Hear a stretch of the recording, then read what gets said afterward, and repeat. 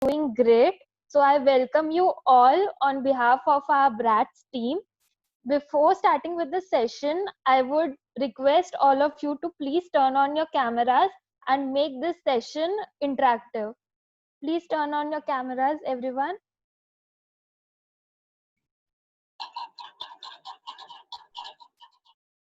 As this is an interactive session, you all can put your questions in the chat box or you can raise your hands and all your doubts will be cleared. So I am Neha Bilani from Modi University. I am currently pursuing second year of my MBA in HR specialization, and currently I'm working as campus ambassador of BRATS for Modi University. So let's take a quick look of what BRATS exactly is. BRATS is an independent organization which is helping in bringing campus to corporates. BRATS aims to help bridge the gap between theoretical knowledge and provides real-time experience in the fields of engineering and management. Let's have a look at the message given by our Captain BRATS. Can we have the video, please?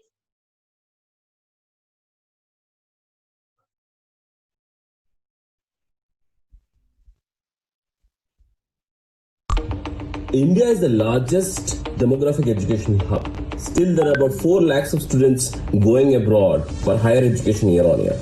But one side, if I'm seeing, a lot of Indians are actually leading global corporates. That's a beauty of Indian talent which needs to be pulled out. BRATS. Now, BRATS, what is BRATS? Everybody's hearing, you need to know what is BRATS. BRATS is Brands, Research, Advertising, Technology, and Strategies. What we are actually trying to do out here? So our last 3 years research developed this platform to connect industry and institutions. What are platforms we actually need to connect? We want you to get ready for the industry while you're in the institute itself. You are thoroughly going through your curriculums, but there are a lot of real-time experiences, case studies, live projects, courses maybe, and that has to be enrolled into your internships, otherwise recruitments. That's what we are here to bring out through your BRATS. My name is Suresh Kumar Kurapati and I'm the captain for BRATS. We already have about 1,000 plus students associated with us and a lot of students actually helping us to grow within the campuses, being our campus ambassadors. That's what we look forward to, and I welcome you all, and let's grow together. Thank you so much. Goodbye.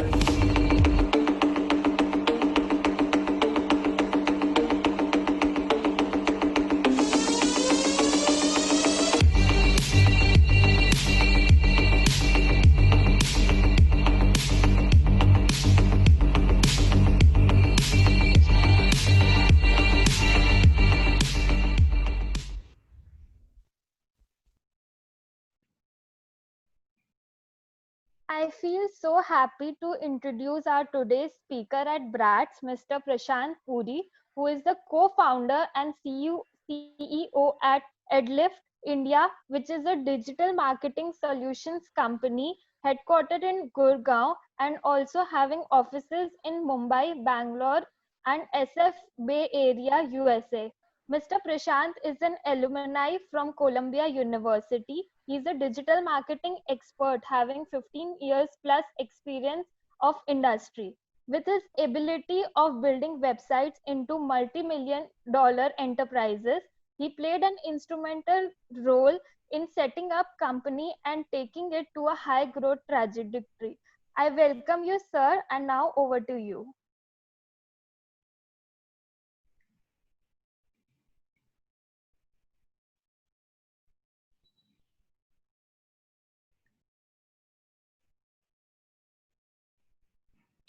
Thanks, Neha, and the team at BRATS for having me here, speaking to all the folks at the webinar. I once, very long time ago, was a student myself, so I'm glad that in some way or form I can give back to the student community. With that, I'll just kind of kickstart. We're here to talk about the road to recovery. So how do we kind of get from where we are currently to acceleration, leveraging digital marketing to drive ROI. quick introduction about me. I'm a ex-eBay, AT&T, Yahoo employee. Worked for about 10 plus years across these organizations, increasing their digital footprint. Started AdLift back in, well, now close to 10 years. And now I've been working with a bunch of different F500s, Fortune 500 startups in really building out their digital marketing initiatives, some of which include PayPal, Walmart, Airbnb, Oyo, MaxLife, Fortis. I know there's going to be a Q&A after this, but if some of you would like to reach out, introduce yourselves, feel free to do that. My email address is here. It's prashant@adlift.com. I'll kind of jump through a lot of these slides since Neha has actually introduced us. Over the course of the last 10 years, we've actually worked across the board with a lot of startups, lots of F500s. So we have a fairly decent understanding of digital marketing and where it stands today, both globally as well as within the APAC segment, both India as well as Southeast Asia. So, with that, setting the context and agenda, I'll spend, the first couple of slides on where we are and what kind of business verticals have kind of seen a huge impact. Some have been negative, some have been positive. And then from there on, how do we kind of move to a more of an acceleration mode when it comes to digital marketing? How do we leverage that? There are a number of different channels in digital marketing. So which ones should you currently concentrate on and why? So, pretty much, drew out a quick graph here to call out a level of impact across 7-8 different pillars, 7-8 different verticals. Obviously, there are a lot more, different verticals that we're aware of, but these are sort of very core on our day-to-day basis. And then we've kind of plotted that in terms of level of impact from a positive to negative. So I know, all of us here on sort of a day-to-day, how COVID has impacted business, how the businesses have been negative. But just a quick call out, not all of it is completely negative. We've actually seen a huge positive impact on online learning. We've seen a huge positive impact on technology, product, video conferencing. We're all using Zoom today. I'm pretty sure, 4 or 5 months ago, very few of us knew that a technology like Zoom was even out there. General insurance. So, if you look at the BFSI segment across general, life insurance, banking, general has actually seen a pretty huge impact on the positive side. On the other hand, yeah, we've actually have seen businesses, a massive impact, and we've kind of graphed that out. We do see hotels online, your OTAs, airlines to have a longer time to recovery. The impact has been very negative. But we do see, hotels, the likes of Airbnb, Oyo Room, to start to recover probably towards the first quarter of next year. BFSI, like banking and life insurance, had a negative impact, but the time to recovery is predictably shorter. So we would start to see that. And online fashion is something that we've already seen bounce up. So we'll kind of walk you through data points here. This is, life insurance. So what we've done across graphs here, we've leveraged data and plotted it from a tool called SimilarWeb, which looks at traffic data from different websites and Google Trends. So we've kind of looked at these two tools. SimilarWeb gives you, it's a pretty nifty tool. So it gives you a lot of insight and data into traffic channels, overall traffic that websites bring, both on mobile as well as desktop. We looked at across all these categories, we looked at the top core players within each of these categories. So for life insurance, we looked at ICICI Prudential, Max Life Insurance, HDFC, and the likes of those. And then we kind of plotted them on a graph to see where the impact was. So very clearly within the fourth week of March, life insurance saw a 26% impact. Within the first 4 weeks of April, that started to rise up, and now again it's on the upward trend. So there has been a moderate impact here, but again the recovery is more on the shorter time. So we see this bouncing back up. On the other hand, general insurance, which is pretty much car, health oriented products, health insurance, that's actually seen an upward trend, right? So apart from people obviously figuring out that this is the time to get their health insurance in place, these companies have also innovated products. So they've come up with COVID specific insurance plans. So this is where companies can take advantage of the time that you're in and start to pivot and create new products so that you're not stagnant, you continue to grow. And that's something that the general insurance company space, the likes of Tata AIG, ICICI Lombard, have done brilliantly well, where they might have seen a hit in travel insurance, which is also part of the general insurance portfolio. But apart from seeing a negative hit there, they've actually created new products to overall see a positive impact on their product portfolio. And you kind of see that replicative of the Google Trends data and graph that we have here. So health insurance saw an impact early on in the first couple of weeks of March, but after that it started to significantly increase along with other products. Car insurance, obviously a lot of us aren't using our cars, so car insurance isn't top of mind, travel insurance isn't, so that kind of saw more of a negative impact. Banking is something that obviously banking traditionally has been brick and mortar, so pretty much heading to your closest banking brick and mortar office to get your banking work done. So obviously that has seen an impact. But apart from the first couple of weeks, again, we've seen banking to start to increase. Mobile banking, as a trend, has started to increase at this time. Personal loans and home loans has actually seen a dip, but that's obviously because these are unsure times and folks don't want to take a loan at a time when they don't know whether they can pay back or not. But again, the impact on the short term has been high, but recovery would be soon. Then we look at sort of the travel OTAs, right? So these are the likes of your Make My Trip, Clear Trip, Yatra. This is a segment, travel, hotels, airlines, that have seen maximum impact due to COVID. Within the first 4 weeks,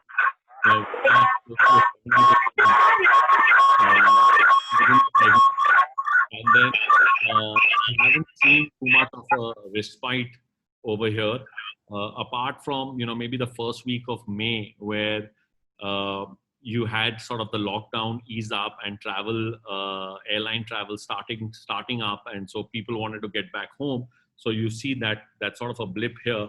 But overall, it's an impacted segment where keywords like cheap flights or flights to Goa.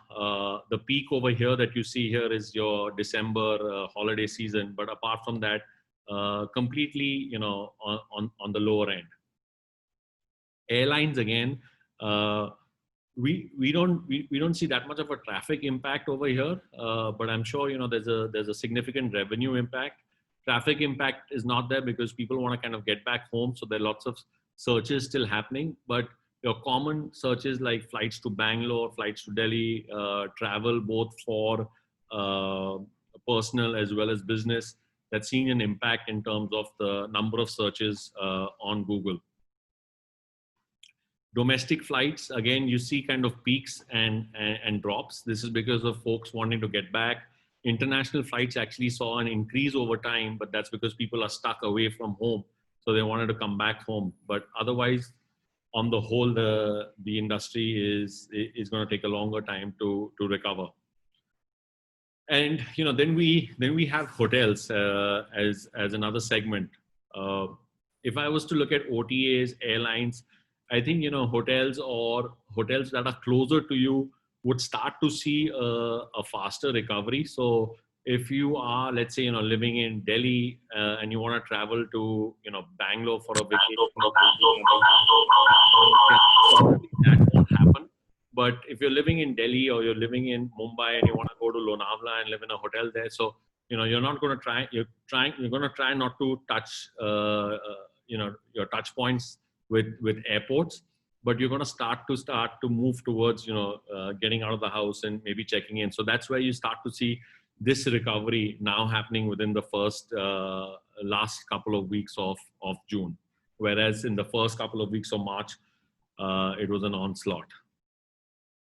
Fashion has pretty much seen a pretty quick, amazing rebound, right? So within the first couple of weeks of March, we saw like close to a 60% dip. But now, as we kind of look at traffic across the likes of Myntra, Nykaa, AJIO, Hooves, couple of other data points that we pulled out, all of these have actually catapulted. And we probably see this, across our Facebook feeds, across Google when we're searching, that there are lots of sales that are coming. So a lot of these online fashion brands are looking to get customers back in. There are lots of end of season sales that are happening currently to really get this industry moving in the positive direction, which I think all of these guys have done a phenomenal job in pulling off in just a matter of 3 or 4 months, getting traffic levels back, more than back to where they previously were. Online learning obviously has been a clear winner in this segment. So like I mentioned, it's not all red. It's not all, awful news. Technology has actually taken up at this point, right? So when we look at online learning, we look at the likes of Udemy, Unacademy, Byju's, Simply Learn, and all of them have seen a massive increase in searches over a period of time. So you're sitting at home, whether you're working for a job, you want to kind of upskill, you want to learn new things. This is the time to actually utilize that time that you have in doing digital marketing courses, other, technology driven courses, online courses. So all of these have seen a pretty huge catapult and increase in search volume as well as traffic to these websites. Project management, this is where companies are leveraging the likes of, Microsoft Teams, Slack, Basecamp to really increase team productivity as everyone is working from home. So increase team messaging, increase productivity, tracking. All of this has actually taken an upside in really managing your day-to-day project management for the companies within. And lastly, obviously, there's no surprises here, right? So video conferencing, as we know it, is now our new normal, and has seen a massive increase in overall traffic and consumption. I don't think there's any company out there in today's world, whether it's India, the US, EMEA, LATAM, that can do without this particular technology. And that's where you kind of see the massive impact of technology and conferencing solutions. So, we've kind of looked at overall where we are from different verticals perspective, right? Now, we'll dive into what are the different digital channels we can actually look at and learn about as we think about driving sales for our companies, right? So overall, this is data that we've pulled where we've kind of looked at overall digital consumption today has surged. So what some industry experts thought would happen in 2021 is already happening from a smartphone user consumption perspective. Pre-COVID, on an average, you'd be spending about 3 hours a day. Today, it's upwards of 3.5 to 4 hours a day, both on both sides, right? Both male, female. We're spending a lot more time searching, researching. So a lot of time is being spent in consuming content, and this content is across the board. So it's, looking at podcasts, consuming video, online video content, video games, physical press, music streaming, pretty much across the board. This is data from Global Web Index, which looks at what's the media consumption for millennials as well as Gen X. And across the board, we've seen a massive impact of COVID where people are spending a lot more time online. So something that would have taken India probably 2021 to get to, we're already here, right? So how do we actually make use of all these users, all these consumers that are now online? How do we accelerate our digital marketing channels, and what channels do we actually leverage to drive ROI? So first and foremost, I'll talk about three core channels that come to my mind. First is organic or SEO. So SEO is pretty much, whenever you're searching for keywords like, online courses, you see ads right on top, and then below that you see organic listings, right? That's SEO. And SEO is always, whether it's COVID or pre-COVID, has always proven to be the highest driver of ROI, because the end consumer who's searching trusts the organic result a lot more than they trust a paid ad on Google. And now more than ever, it's become important to really focus on driving organic direct SEO traffic, right? So how do we actually go about doing that? There are two components of SEO. One is all the different things that get onto a particular website, which is you want to figure out which keywords you want to play in, what kind of content you want to create, what's the technical health of the website, how's Google crawling you, is it doing a good job, are you doing a good job in Google crawling you, what's the competition like, right? So who are your competitors, how much market share do they have when they're driving SEO and organic traffic to you? And then the second most important part is content that you're putting out there. So how many people are actually talking about you as a service, as a platform, if you're selling something as an e-commerce play, how many people are talking to you, talking about you and linking back? So these are two very core elements of SEO. Why is SEO more important than ever at this point, right? So we've seen lots of businesses today take a positive impact as well as a negative impact. Now, whenever businesses are hit with a negative impact, be it digital, be it offline, TV, radio, your ad spends are cut, right? Because you're not driving as many sales. And if you're not driving as many sales, you don't have that much money to spend on your online, digital or offline advertising. That's when your core, which is your organic traffic, which pretty much comes for free, becomes really important. That's when your brand engagement from a social media perspective, which I'll also cover in the next couple of slides, becomes really, really important. So this is the time to really focus on driving organic and SEO traffic. I'll show you a couple of slides with real data, right? So today we ourselves are on Zoom. We could have been on GoToMeeting. There are other platforms like Microsoft Teams. There's BlueJeans as another company within the video conferencing space. But we're all talking about Zoom. This is data pre-COVID. So this is not COVID. This is not data from March onwards. This is before March. This is December on to Feb. We are looking at data from SimilarWeb in terms of the kind of traffic that Zoom was already driving pre-COVID. So they were significantly higher than the next competitor, which is GoToMeeting, from a direct traffic acquisition perspective. They were about 45x bigger than GoToMeeting from an organic search perspective. So they were already driving huge volumes. And if you see the organic keyword position spread, right? So how many keywords were they actually playing in back in March or in February? They were already ranking for top 3 about 8,000 keywords versus top 3 2,000. So about a 4x differential there.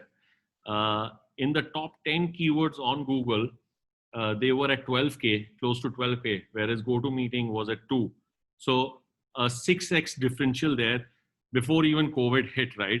So obviously there are a number of different factors that makes a company fantastic. There's product, there's marketing, but here's a really good example of a company that invested early on in driving organic traffic and direct traffic, which when the time came when people were looking for video conferencing solutions, because they were already ranking, they became top of mind and further catapulted their growth. This is within the insurance segment, right, that we saw. ICICI Prudential, which is a leader within its life insurance segment. And then you have another player, which is Canada HSBC Life Insurance, right? Again, pre-COVID numbers, right? ICICI Prudential is at 300K organic traffic, whereas Canada, which sells pretty much same product sets, sells life insurance, sells term insurance, is significantly lower. So who do you think is, if people are doing more research online now, who do you think is going to win? Obviously, the one that's driving a lot more direct and organic traffic. We then also look at the online learning segment. So we looked at, Udemy, Byju's, Upgrad, Simplilearn, right? Udemy way ahead of the curve in terms of organic search, close to 4x of Byju's. Again, driving a lot more organic traffic. So at a time when everyone is looking to go online and get more learnings online, do more courses, Udemy is going to be top of mind, followed by Byju's, and then Simplilearn. So when we kind of look at the SEO stack, right, why are we pushing for everyone to actually work on this? The reason behind that is that although this is free traffic from Google, it takes a lot of time. It takes a lot of time to get to where Zoom did. It takes a lot of time to get to where ICICI Prudential did. It gets to a lot of time where Udemy got, right? There are a number of things that are a part of the entire SEO stack, which are essential for ranking and then also improving competitiveness. So there are technical SEO factors like crawl accessibility. Can actually Google get to your site and crawl all the URLs? Content, are you actually creating compelling content? Are you keyword optimized? Great user experience, right? So a bunch of different things that takes time. And now's the time that we do have that time with us, right? To invest in driving organic traffic, organic search. So this is the time to really kind of get down. If your site isn't in order, really drive that. Number of different activities to focus on, right? But I would say the most important obviously is content and technical SEO. A number of different things that actually are involved in technical SEO.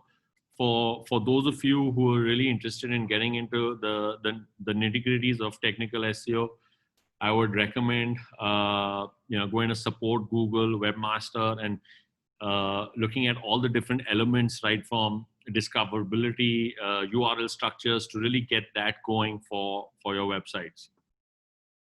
And then we looked at all things on page, right? But content and who's talking about you is a massive indicator for Google's algorithm. So who's linking about you, who's talking about you, what kind of content do you have out there is super important, right? So how do you leverage content marketing to drive brand recall and loyalty at this time? So currently, more than ever, it's super important to be top of mind, because people are going to be consumers are going to be spending a lot more time in giving you their monies, right? They're going to be researching more. Money is short. There's uncertainty in the market. So you need to really drive brand recall and loyalty. And one of the ways is to leverage great content marketing. How do we do this, right? So a couple of advanced content marketing strategies is to stay top of mind when people are actually searching for you on Google. So the snapshot on the left is what we call a featured snippet on Google. I'm sure a lot of us have seen it inadvertently when we're searching for different keywords on Google. Maybe we're comparing, what an OLED TV is versus an LED TV, or we're comparing different product solutions, Zoom versus GoToMeeting. This is something that pops right up, right? So companies that really create great content on their website and create engaging content, Google would rank it above all. So it won't be the first, second, it'll be the zero position. We sometimes also call this the zero box. So optimizing for these guys becomes really crucial. This is a case study from one of our clients, ICICI Prudential, where we started really small. So the total number of keywords that they were actually ranking for on Google was on Zero Box, right? So the number that were actually just ranking on Zero Box on the featured snippet right up over here was about 50. We spent months working on improving content, creating new content on their website, creating new landing pages, and significantly improved the number of keywords that they were actually playing in to come up on the Zero Box answer box optimization. These are some examples of the content that you can see. How do you create content that drives qualified leads and traffic, right? So overall content marketing, both across B2B as well as B2C, is significantly important. And this is data from Content Marketing Institute. It's definitely a domain to reckon with. So for all of you who are really interested in understanding and getting more information on content marketing, I would highly recommend searching for Content Marketing Institute. They have a ton of resources.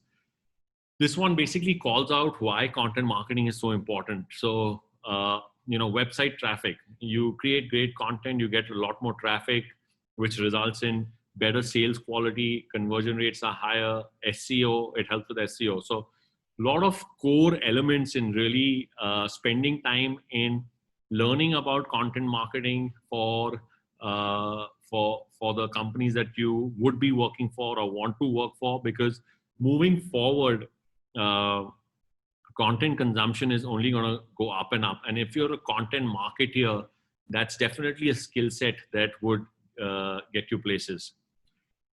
Content that drives engagement and brand recall, right? So this is, we're partners with Google, so we get a lot of data from Google.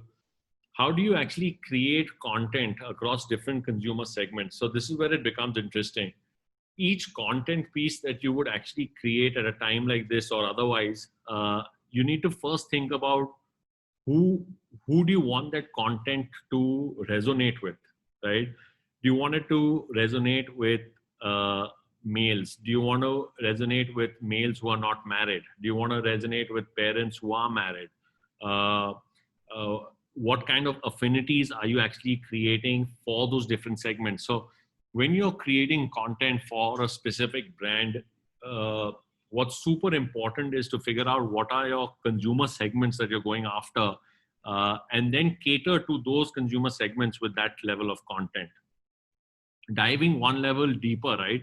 What are they passionate about? What do these consumers that you want to target, what are the different other things that they're interested in, right? So maybe you want to sell business loans to them, but these are the target audience of the person who buys a business loan is also a motorsport enthusiast. So how do you actually converge the two together in creating content that resonates with your end consumer? Another factor that, at AdLift we evangelize a lot is the numbers are staggering. And this is pre-COVID, right? So 2020 slated to be upwards of 650 million. Online, 500 million people on smartphones. But what's more interesting over here is the number of Indian languages, so non-English, is going to surpass English users. And for the most part, a lot of our marketing today is catering to the English speaking, right? We haven't gone very, very vernacular. And here's another huge opportunity to really look at vernacular content marketing, because that's going to surge. There are going to be a lot more non-English speaking users online today in 2021 and beyond. So don't only concentrate on creating content which is English, but look at the other languages like Hindi, Marathi, Tamil, across the board, to look at what the usage looks like. There are a number of different tools that help with content marketing. This is the tool that we built in-house a couple of years ago. It's called Content Lift. where we've got about 20,000 publishers on board across different publisher themes, where we can actually leverage this tool to create content across different business verticals and then post it across these very high authority sites, talking about the partners and clients that we work with. There are a bunch of other tools also that are out there. Those of you who are really interested in the content marketing planning segment, I'll highly recommend trying out these. Lots of these tools have both free as well as paid versions. So you can take that for a trial run. There's Scoopit, Ahrefs, Curator, BuzzSumo, Feedly, SEMrush. Tons of data, right? So as you're kind of creating content, I'll recommend you leveraging these. There's also Ahref that we use a lot on our day-to-day, which helps you with keyword research. What kind of content should I be creating? Who's talking about that content? What's the best topic? Create Venn diagrams to figure out what the audience segments are. There's SEMrush.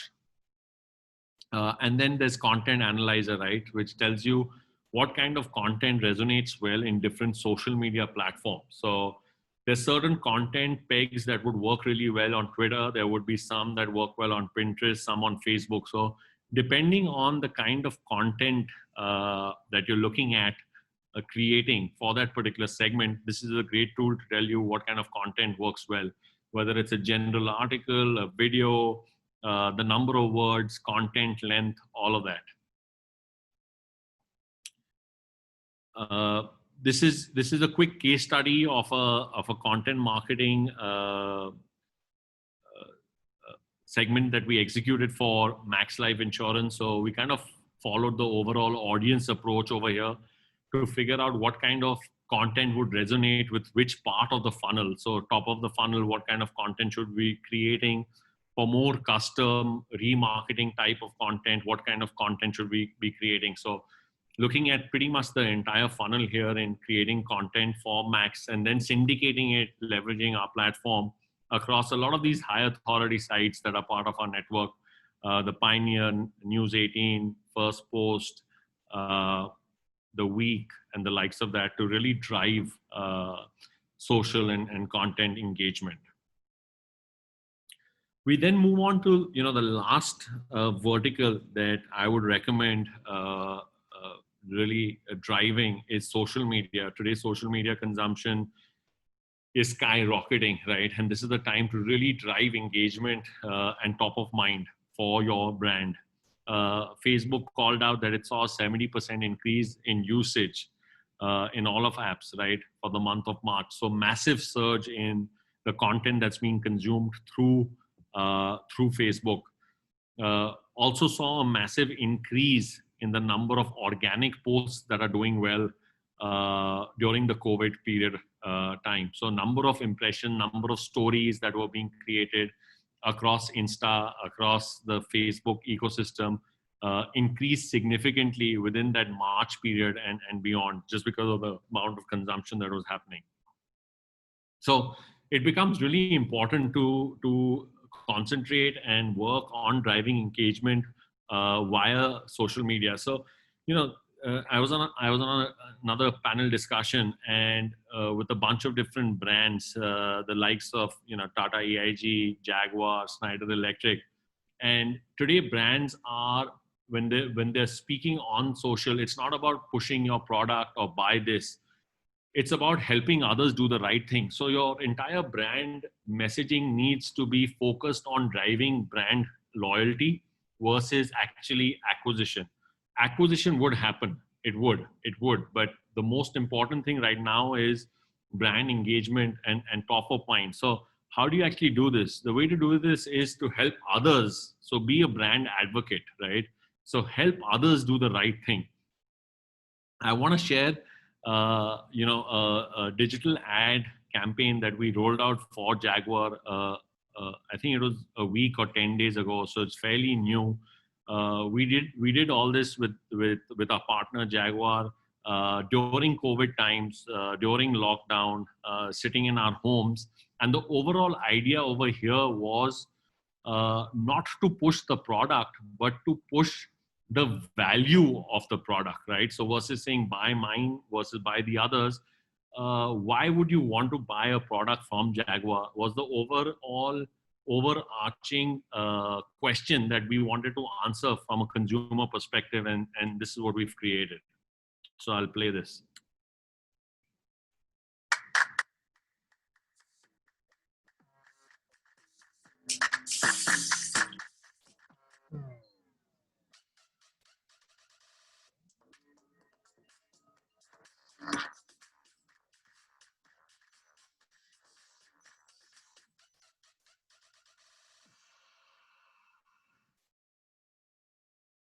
So this was the sensor and sensibility campaign that we rolled out. And the main idea was, hey, you know, you're in an office space, you're going to start to get to office, be responsible in leveraging touch-free solutions by Jaguar. So again, taking that whole thought leadership aspect over here.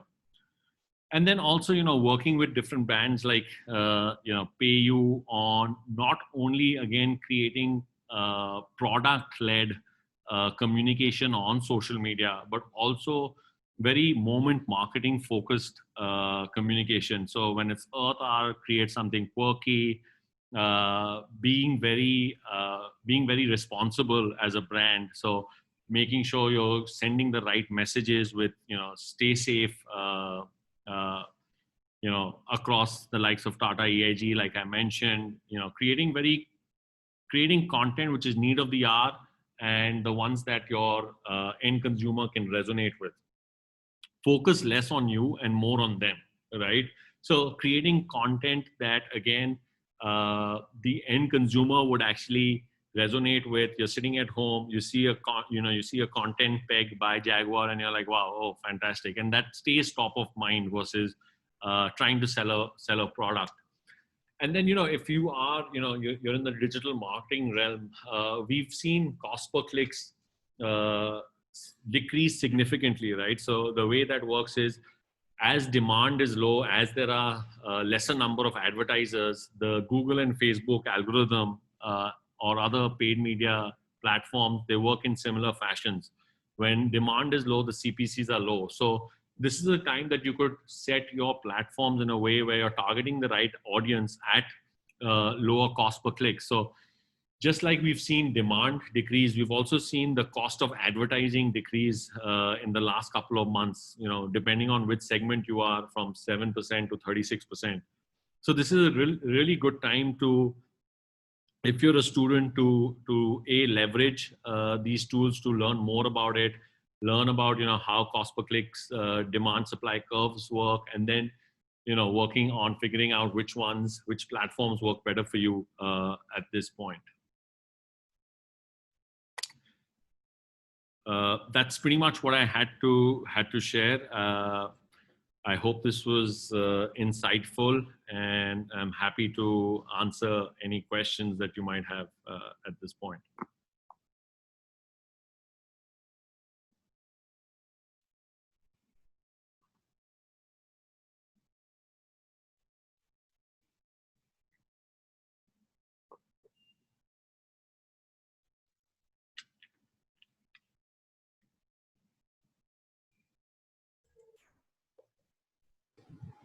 Oh, sir, can I go ahead with the question? Yes. Okay, thank you. Good morning, good evening, sir. I'm in first year of MBA. I'm pursuing Masters in Management from TAPMI, Manipal. Sir, suppose I'm very keen in having a career in digital marketing. Right now, what has to be my way forward if I want to have a career in digital marketing? Suppose if I'm in first year, that's my question. That's a very good question, Harsha, right? Yes, yeah. Sir. That's actually a very good question. So you know, I would say digital marketing, if we look at marketing as a space, it's a fairly new space, right? So Google IPO'd back in 2005, 2006, which is 15 years, which in the IPO world is very low. Facebook IPO'd about, you know, less than 10 years ago. The entire, you know, digital marketing space, as you know it, is is not like TV or radio, which has been around for 80, 100 years. I would say, which basically brings me to the point that what you learn leveraging, the internet out there, the kind of information that's out there, there are probably not a whole lot of courses that would give you all that information packaged the way it would in traditional marketing or traditional finance, which has been around for, a gazillion years, right? So engineering has been around since the early 1800s. Finance has been around the same time. Digital is fairly new. If you are really interested in the field of digital, I would strongly recommend getting first an insight into all the different. There are about 4 or 5 verticals in digital. There is SEO, there's paid media. Within paid media, there's Facebook and Google. Those are the 2 elephants in the room that manage 90% of all brand ad spends. There's organic social media, which is across Facebook, Insta, Twitter, WhatsApp, LinkedIn, right? And within organic, there's the whole creative marketing, right? So creative media, digital video campaigns. So these are the 4 or 5 different pegs.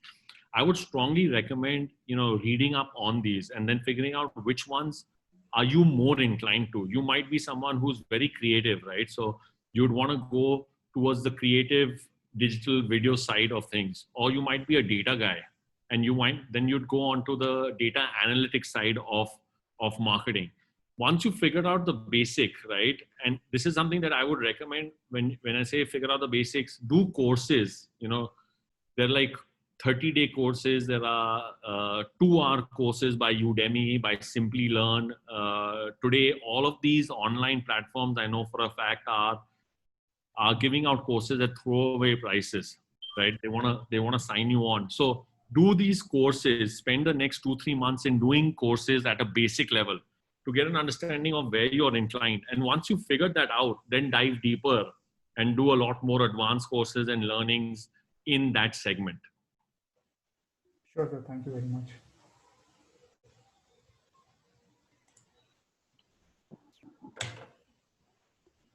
Sir,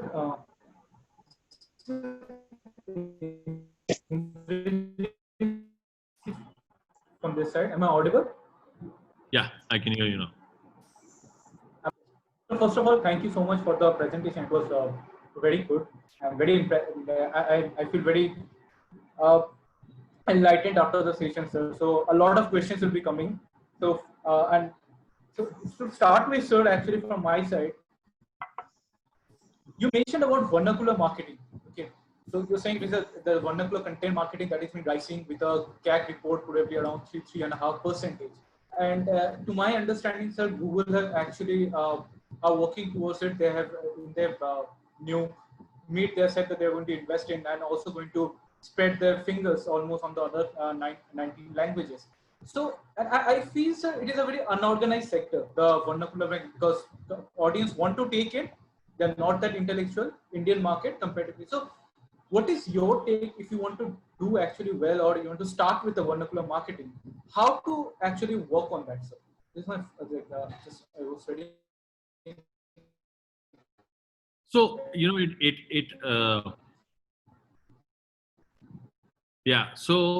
so it really depends on where are you selling your product, right? Is it south of India? Is it North India? Is it West, right? Or is it pan India, right? From that point on, suppose you are more concentrated, like we have clients who are more concentrated in the south of India. So Hindi does not become the first language for them to experiment with, right? So Kannada becomes a lot more prominent for them to experiment with and create content or marketing communication around. If you're more on the Western side, then it's probably Gujarati or Marathi. So first and foremost is, where is your target audience, right? Because at the end of the day, it's very important to get that right, because otherwise you'll get false negatives in your strategy. Suppose you say, you know what, I want to go vernacular. 70% of your vernacular audience is in South India, and you start with Hindi, and then Hindi doesn't work well for you, and you say, you know what, vernacular, whoever told me this, Prashant Puri, he doesn't know what he's talking about. This was a complete waste of my time, and this is a complete failure. I'm never going to do vernacular. So to make sure that you eliminate false negatives becomes very important to figure out where is your target audience to the best of your ability and knowledge.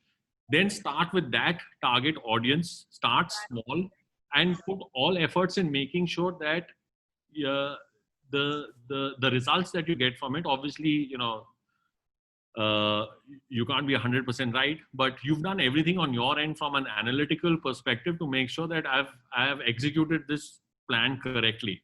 And then based on that data, you can take a call on whether you want to further expand. So you might have done X amount of work in certain states in south of India. You want to further expand that, or you're like, you know what, now I want to expand to West because 25% of my target audience is on West of India, right? So I'll create content in Marathi.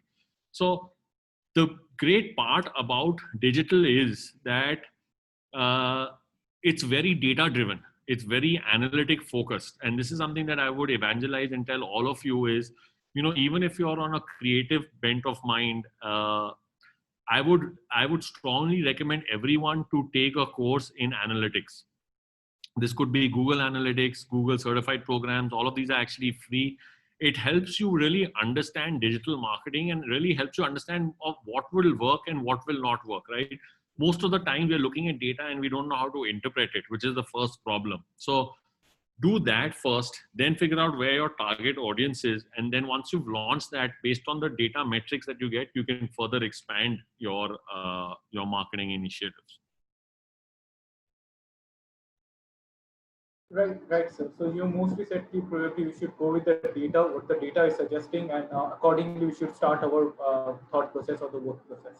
So next, sir, mostly the market, which initially used to be driven toward push or pull, that is a strategy the market used to take. Now a next thing has come between, that is the movement marketing, as you mentioned, or probably empathy driven, more like what the, as you mentioned, that focus less on you and more on them, so focus less on the product and more on the customers. But a diversified customers like India, where you don't know exactly what each and everyone needs, how to play in that context? Well, so, again, like I mentioned, when you're marketing a product, or when you've created a product, you need to know what your bare stack target audience is, right? When you're selling, let's say you're selling a shirt, you're selling a white linen shirt. If you're pricing that at 6.5K, it means that your average household income should be upwards of 15 lakhs to 20 lakhs. If you're selling a linen shirt for 1500, then your average household income could drop to 6 or 7 lakhs, right? So you need to figure out where your target audience is of the different product sets that you're going after. Now, once you figure out what your target audience is when you can start to test out different marketing initiatives and tactics based on the data that you're getting. Moment marketing is like your layer on the cake. It's always on, right? For brand recall. Today, if I post something on Instagram or I'm posting something on Facebook, it's a broad post out there, right? Now, the great part about social media is, suppose I am in the market for a white linen shirt, I will pause and see that post. If you're not in the market currently, you will not pause and see that post, or you will not jive with that moment marketing of that specific brand, right? Whether it's Andaman or Nicobar or a specific Myntra brand. So at that moment in time, you have reached out to the audience that resonates well with you, is basically what moment marketing is. So you have to figure out, moment marketing is far more broad. It's creating quirky, great, top of mind content that resonates with a wide variety of folks. When you're focusing on paid media and paid marketing, it needs to be more tailored and more targeted. Right. Thank you, sir. It was great, and it gives a lot of understanding and clearance in terms of the topic. because I'm very wide to this topic. I haven't been much into this sectors. I come from a healthcare sector, so this is very new for me. Probably in near future, but with this session, I believe I have learned a lot. So I'll be getting into this. Thank you, sir. Thank you so much. Thank you.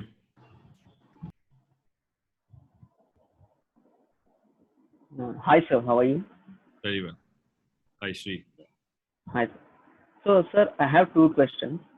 So, first, suppose if I have a startup and I want to reach schools or colleges all over India, and if I really pay to Google AdWords or something like SEO, like if I type top 10 companies, like for example, top 10 listing any sector, like will it make any difference if it shows in the top graph? Sorry, I didn't hear you very well. You were breaking in and out. You'll have to repeat your question.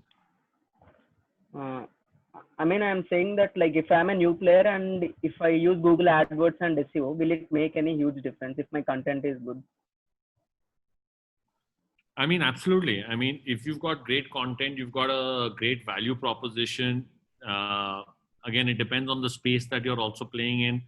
I would start with really concentrating on SEO. See, with the problem with paid media and AdWords is you can spend a lot of money very quickly, right? And because you're a new player, you haven't built your brand, people might not convert as well as they would with a known brand in the same space. So the best way in the beginning to begin with is to really concentrate on driving organic traffic. Driving organic and direct traffic through social media or through SEO, start to drive revenue through the free medium channels. Once you start to drive revenue through free medium channels, you will also understand that there is a need for your product, right? People are buying your product without you spending money or marketing efforts behind it.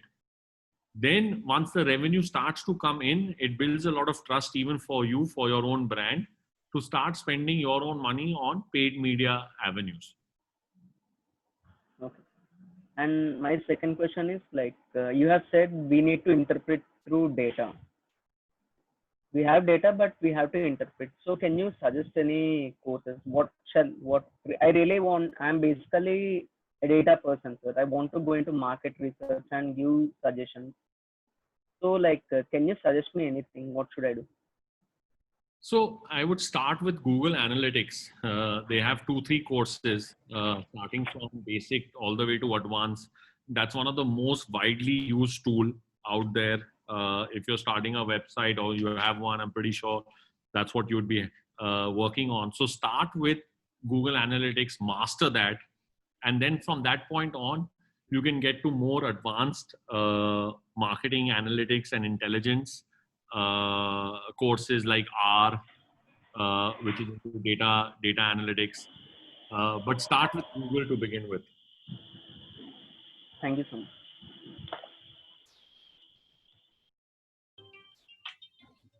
Hello, sir. I have a question. Sir, Aman this side, sir. Yeah, man.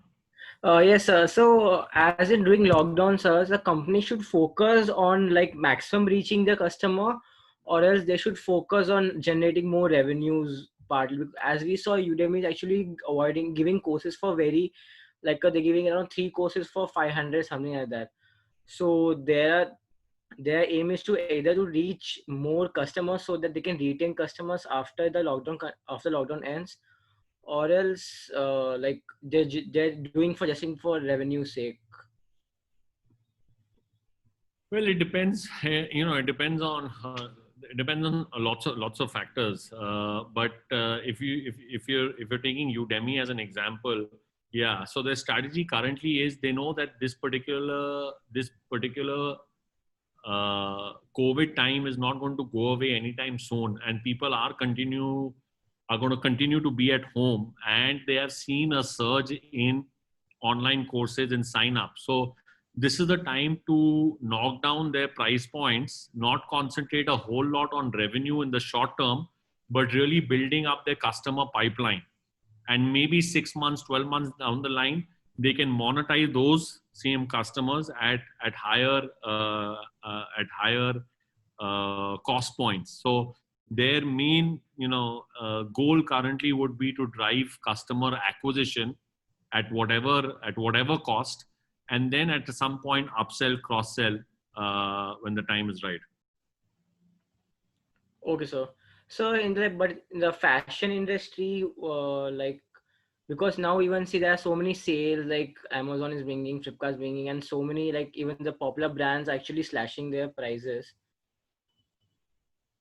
So that I don't understand, like, because they're not because during lockdown they actually suffered many loss, and now they are actually slashing quite a prices to get it back. Uh, Yeah, so there are a number of different points to take into consideration, right? Like inventory. You have brands that are sitting on inventory. You know that not anytime soon people are actually going to walk into malls to shop. Everyone is scared of going into malls, and there is a huge change in consumer behavior where people are very comfortable with buying online and receiving the package at home without touch points, right? Today Zomato and the likes of Swiggy have, in March or late March, they launched contactless delivery. Now that was a whole mindset change, right? That you just pay me upfront. And and if you talk to Swiggy and Zomato, 12 months ago, their biggest pain point in delivery was we would get the food to the consumer, but they will not pay. They would return it. That changed. The consumer said, you know what, I will obviously take the food. I don't want to meet you. Leave it at the doorstep and I will pay digitally. It's not cash. So there's been a huge consumer shift where people are comfortable in receiving packages, receiving gifts, buying gifts online. And that's what today e-commerce and lots of brands are taking advantage of. They don't want to miss out on that, even if that means in this time period letting go of revenue, but building a strong customer base and then growing that into a strong customer retention and repeat base. At the same time, last 3-4 months, lots of these businesses have seen a massive impact. So they're sitting on inventory. So instead of sitting on inventory and losing the whole customer acquisition cycle, they're looking to slash down their prices, gain that customer, and in future they'll market them with email marketing plans, remarketing, all of that. okay, sir. Thank you, sir. Sir, I have a question. Harsha, there is Rahul already in the queue. Oh, okay, sure. Yes, Rahul, go on. Good evening, sir. Rahul here. Sir, it is my understanding that the advertising world has two aspects. One is the analysis part and driving people to your site or your content, but the other part is creativity and how do we attract attention creatively. So what are your ideas on this and how do you get your creative ideas? Yeah, so there are two sides of this, but obviously if there's one missing from this puzzle, then none of them will work, right? If I have a very creative idea but I don't reach the right target audience, then that idea is no longer a creative idea. Tomorrow if Amul comes out with an ad and nobody sees it, nobody's going to talk about it, right? So one side of marketing is the idea, the ideation, the creatives, which is very, very important, but that cannot live without the analytics and reaching out to the right audience. Only when I reach out to the right audience with the right creative will that jive with the target audience and I'll be able to drive sales. So I would say both are absolutely, totally super important. Sir, but wait, are you working in the creative area of the advertising side? And if yes, then where do you get your ideas? So I'm more of a data guy. I'm less of a creative person. But we have a very strong creative team of about 25 people. which is led by ex-Ogilvy, Saatchi and Saatchi folks who have spent 15, 17 years in creative mainline agency. So I bring the data to them and they bring the creative ideas on the table. That's where we work together. We synergize efforts. Thank you, sir. Yeah, Harsha. Hello, sir. Sir, as the technology is rapidly changing every moment, and don't you think that what technology is available right now in marketing would be obsolete in next 5 years? And one more part is like, suppose if a new technology comes up, and how to keep abreast about the technology and how to leverage the maximum from it. Yeah, so I think your first question was if new, correct me if I'm wrong, if new technology comes up and it goes away, then how does that impact your efforts, right? So, I mean, if we kind of look at the last 15, 16 years, again, we can't predict the future, right? That's very difficult to predict, but there are a lot of big boys now in the house, right? You've got the likes of Google, which I don't see going away anytime soon. When social media started, you had the likes of Orkut, you had the likes of MySpace. I don't know if you guys had heard about this, but social media was, fast changing. And then Facebook entered and everyone was like, Facebook, just like MySpace, will die away. But, that's where I think different companies, they start to learn from mistakes from previous companies. That's their job. That's Facebook's job, not to go away, right? And that's why they did some massive bets on the likes of WhatsApp and Instagram to really have a strong hold within the advertising space. And they've really catapulted, right? Today, video consumption is massive on Facebook. And 8-9 years ago, if you were to ask this question, YouTube was king, owned by Google. So we won't know whether old platforms will go away, but yes, I think new platforms will obviously come. We saw TikTok gaining a ton of traction before it was banned, but that was one area that was really, really increasing. So I think new innovations are something that's part and parcel of our. To your second question, how do we stay abreast of this? There are a lot of digital journals out there that I would recommend learning. There's reading on a day-to-day basis. There's Search Engine Journal, there's Search Engine Watch, there's SCM Rush, there's WordStream. If you were to just Google, top digital marketing blogs, you'll get a lot of resources. And I would strongly recommend for those of you who want a career in digital marketing to at least take aside 2 hours to 3 hours a day just reading these journals. When I started my digital marketing career about 15, 16 years ago, I was spending upwards of 3 to 4 hours a day just consuming content. Who's tested what, what's working, what's not. That's basically been my learning graph. I didn't do a single course. There weren't many courses back then available. It was all about learning and learning yourself and teaching yourself. So set aside some time for you to go through this, learn. You might not understand everything at the first day, right? But fast forward 3 months, you'll start to understand a lot more than you did in the past 3 months. Thank you very much, sir. Shubham. Yeah, very good evening, sir. I would really like to know about content marketing. Actually, sir, I am a bit new to content marketing. I have been writing stuffs on a few of the websites, but I'm really confused right now. If as I'm a beginner to it, so should I focus more on the audience or the content that I'm writing about? Because there are few specific area of interest that I would like to go. But sometimes I feel like I might fail because I won't be able to get the proper audience for reading it. So what should I focus more on? Well, I think the first thing I would focus on is your area of interest, right? So,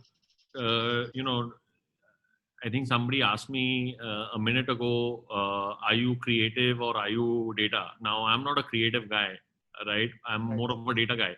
If I start writing about creative, then I won't be a creative. No, people will say this guy is not at all creative. He doesn't know what he's talking about. So there might be a lot more people who want to read a creative idea or read about creative concepts.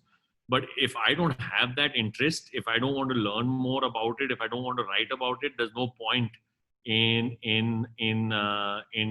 writing something you don't know about or you're not interested in. So the first and foremost is absolutely, what are you interested in? Where does your interest lie, right? If you're really interested in a specific segment of cricket that you want to dive deeper into, you should go for that. And today, there are 650 million folks that are online in India. There are about close to 1.5 billion people globally that are online. I'm pretty sure what you're interested in, you'll find the right audience, even if you start small.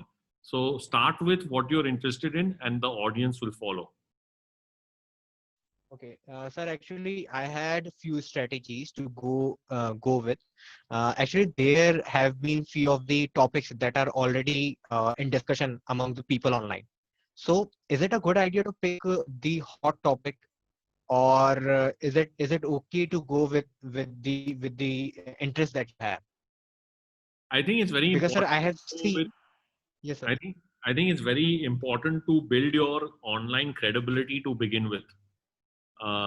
It's very important for you to create content that you love, that you know, that you are an expert in or are wanting to become an expert in.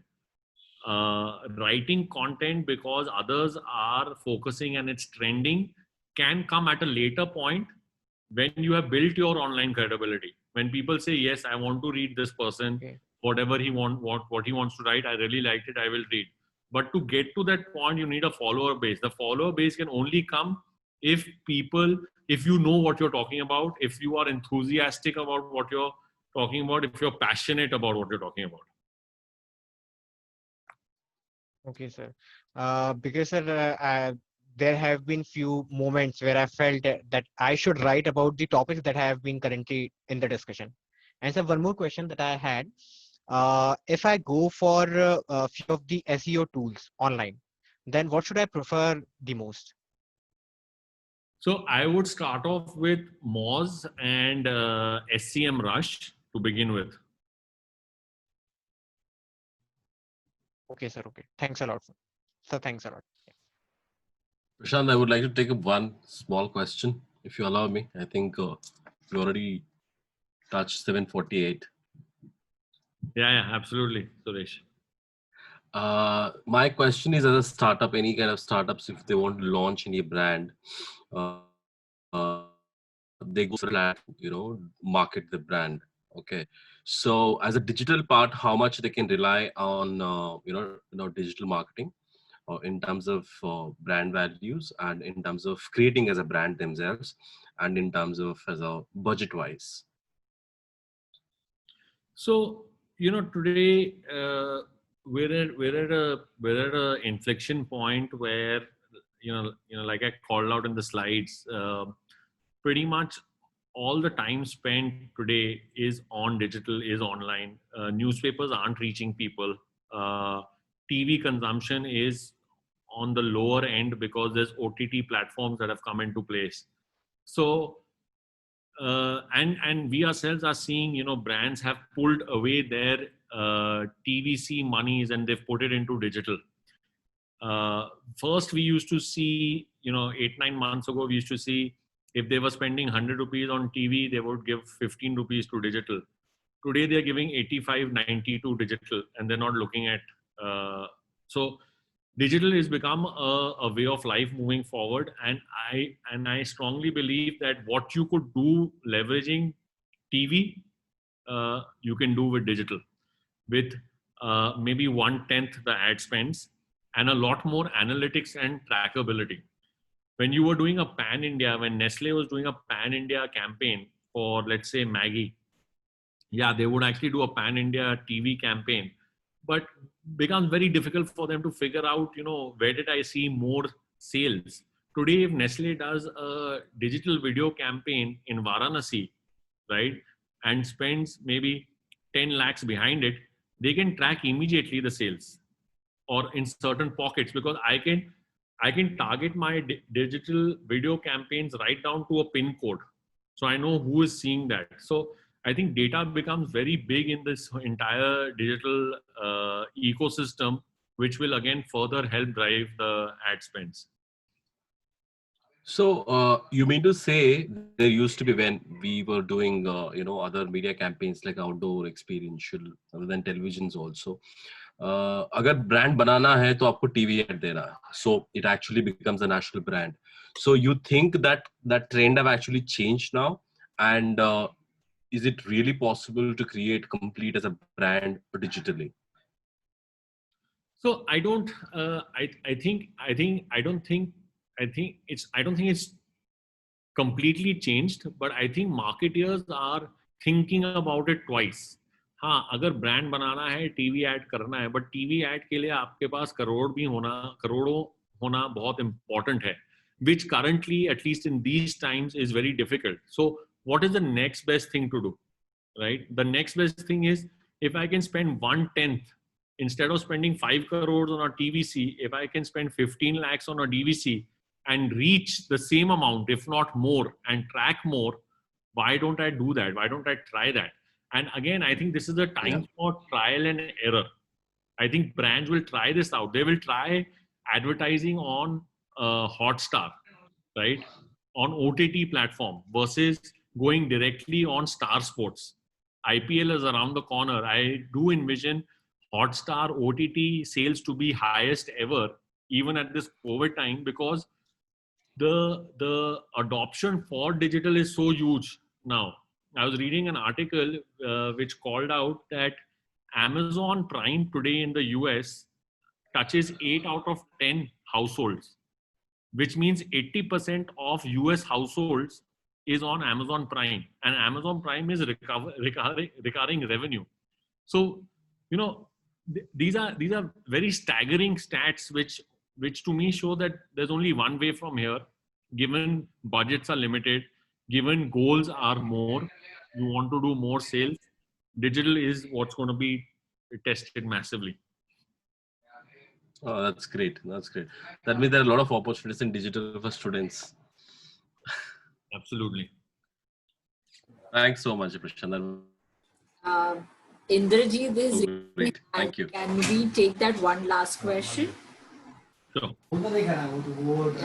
Actually, I got very excited after Sir and even Suresh word processor, because of the thing he said that probably digital marketing have a lot of scope. So this is probably a lot of a very popular question you must be facing it, sir. So how would it in terms of financial success, content marketing or digital marketing as a career, how good it is in terms of financial success? So again, I'll go back to the point, Indrajit, that I think called out sort of when someone asked about the content marketing question. I think it's very important, and this is my learning of working, in any job in the last, 18, 19 years now. If you're not good at something, you're not ever going to be, you're never going to make money out of it. So I think the core is to ask yourself, and that's where I called out earlier on, understand the different verticals. Spend 3-4 months in doing basic courses across different verticals of digital.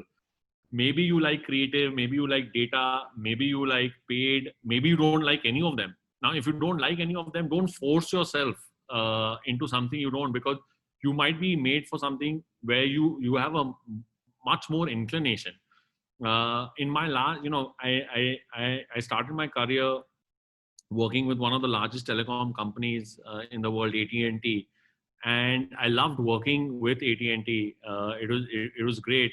But then I also wanted to work for a search engine company, and at that time, Yahoo was the largest search engine company.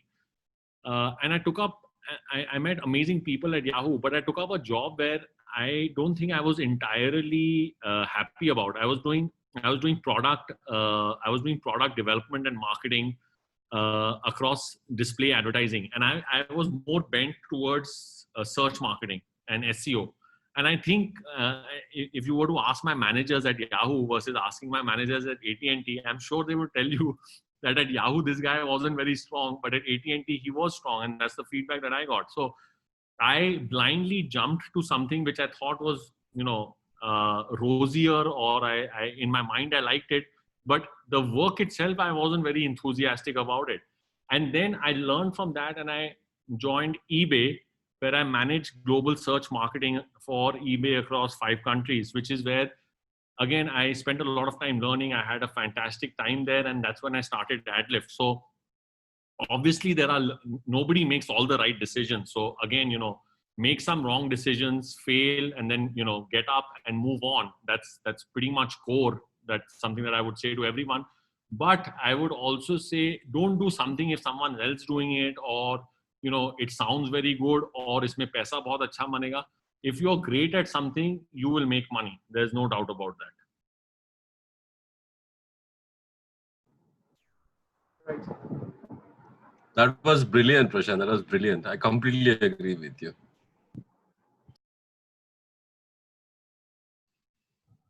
Thank you. So adding to your point, you said like if we are great at something, that will make money.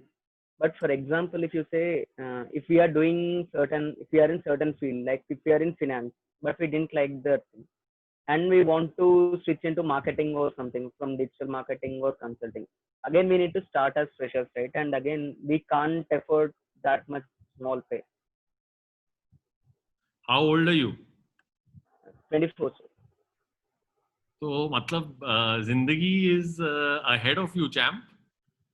If you give 1 or 2 years in not doing something you like, and you realize that, I think that's a very big learning.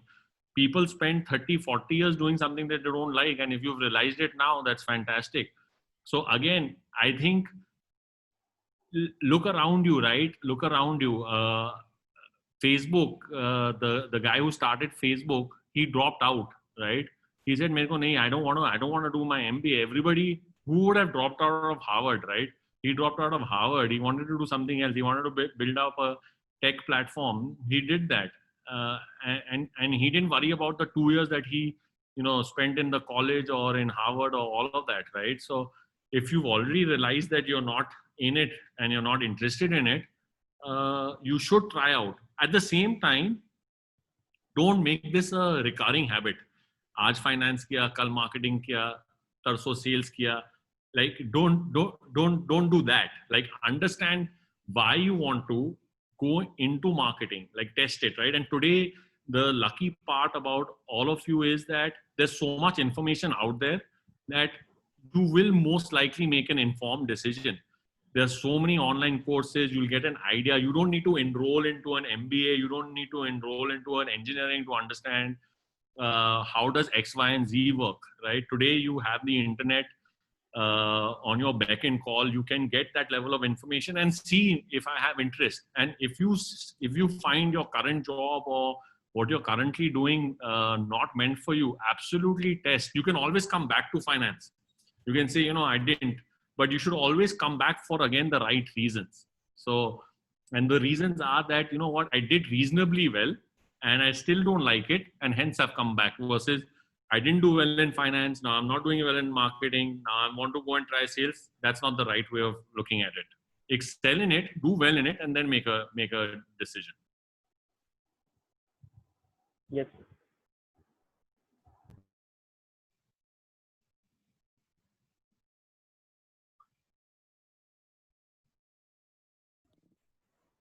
I think that's the line I'm going to take home, that excel at something and then make the decision. Okay, so we have a tradition to take photo before the session ends. So I would request you all to please turn on your cameras.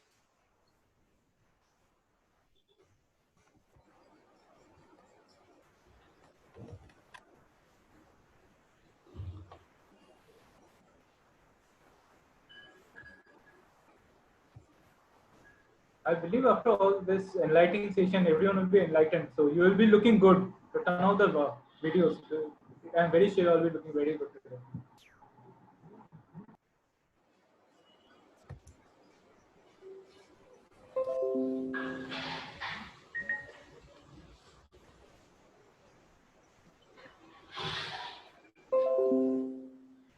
thank you so much, sir. This session was really an interactive one and a knowledgeable one too. Thank you, sir. Thank you. Thanks, everyone.